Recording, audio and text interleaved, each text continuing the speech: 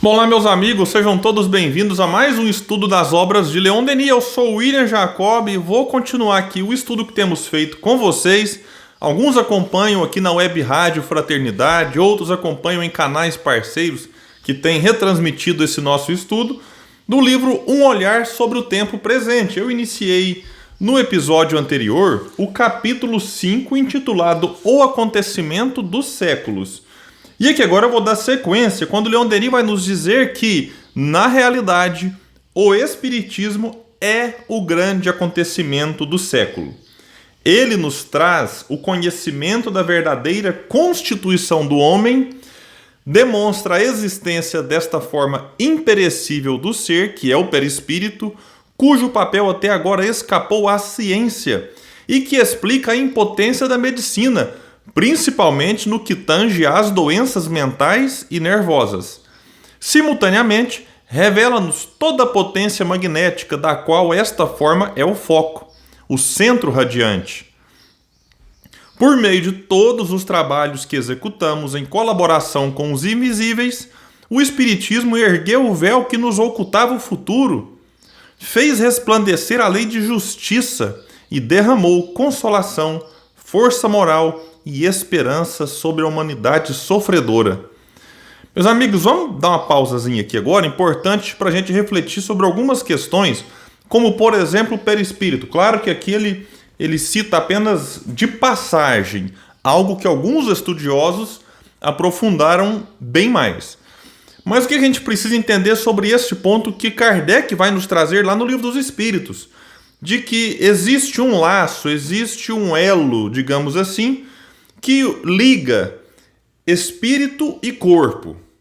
Então Kardec vai chamar isso de, ou os espíritos chamaram para Kardec, Kardec coloca no livro, perispírito. Peri vem do grego ao redor de espírito. Então é algo ao redor do espírito. Então alguns, por exemplo, chamam isso de corpo bioplasmático. Paulo refere ao perispírito lá nas suas cartas, ao corpo espiritual. O nome pouco importa.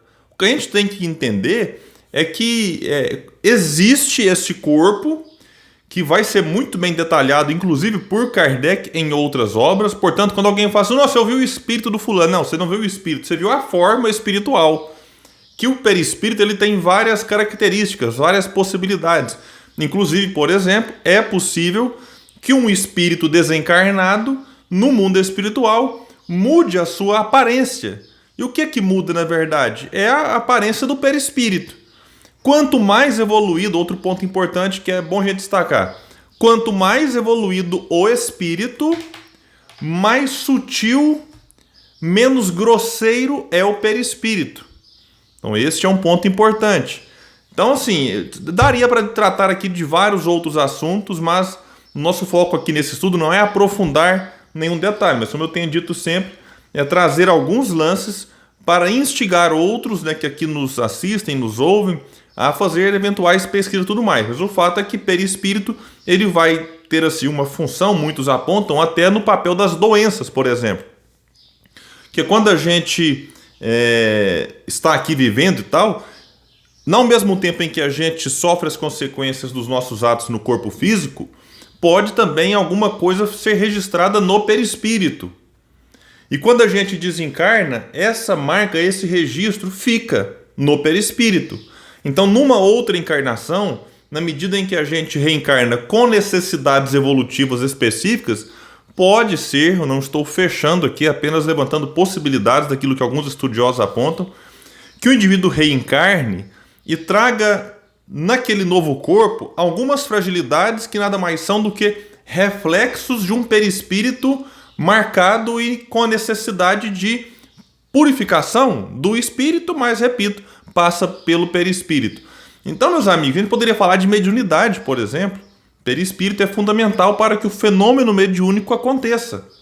Enfim, são tantas questões, por isso eu deixo aqui o convite para que pesquisem na internet alguns estudiosos que se especializaram nessa questão, nesse assunto. E que quando fala que o Espiritismo derramou consolação, me faz lembrar de Bezerra de Menezes, aquele diálogo famoso que ele teve com o materialista, perguntando, né, quantos materialistas o ateísmo Aliás, quantos sofredores o materialismo, o ateísmo consolou? Imaginemos alguém que está chorando a morte de um filho, a morte de um parente, de um pai, de uma mãe, e um amigo, aí chega o ateu e fala assim, não, fica tranquilo, acabou mesmo, é o fim.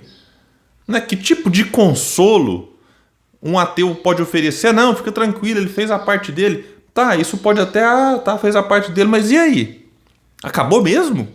Não, realmente acabou, nunca mais você vai ver, nunca mais você encontra, a vida é só aqui e ponto final. Olha, isso amplia o sofrimento, só da gente pensar que quem a gente ama e já amou pode ter acabado ou pode acabar, já nos traz um tipo de aflição. Agora, não podem nos acusar de falar assim, o espiritismo querendo consolar, inventa que a vida continua. Não, essa consolação que a doutrina derrama sobre os sofredores e que Leon Denis aponta aqui, ela está baseada não numa ideia, não no eu acho, baseada em fatos, baseada na comunicação daqueles que nós dizemos mortos, que voltam e falam, a vida continua. Continua não só para uns eleitos, só para os escolhidos, só para aqueles que fazem parte desta ou daquela religião. Continua para todos. E cada um daqueles que continuam vivos do outro lado encontram lá aquilo que construíram enquanto estiveram aqui. Uma vida boa ou uma vida ruim. De tal forma, como nós temos insistido aqui, esse ponto é fundamental, todos nós construímos o nosso destino. Nosso destino não é a obra do acaso e nem a obra de terceiros. Vivemos num mundo agora em que a moda é terceirizar. Não é assim que funciona quando se trata de evolução espiritual. A gente pode orar pelos outros, os outros orarem por nós, mas a tarefa ali, ela é individual. Nós podemos auxiliar e ser auxiliados, mas cada indivíduo precisa passar por algumas experiências para que, voltando à questão da evolução, evolua. Porque se eu estou com uma dor de dente e peço para alguém no meu lugar tratar no dentista, que vai tratar o dente dele, não o meu. Se eu quero ficar malhado, se eu quero ficar com o corpo definido, e eu peço para alguém ir na academia malhar para mim, falo, não, quem tem que ir na academia é quem quer ter o corpo malhado, quem quer ter o corpo definido. Enfim, daria para comparar aqui 1000 coisas em relação ao mundo material, e com o mundo espiritual não é diferente. Se eu quero evoluir, se eu quero progredir, não posso pedir para o outro passar pela prova que cabe a mim mesmo passar. Então isso não nega a necessidade que nós temos de incentivar a solidariedade, em que nós ora ajudamos, ora somos ajudados. Mas então a doutrina espírita vem trazer isso de maneira muito forte. Vai falar aqui de força moral.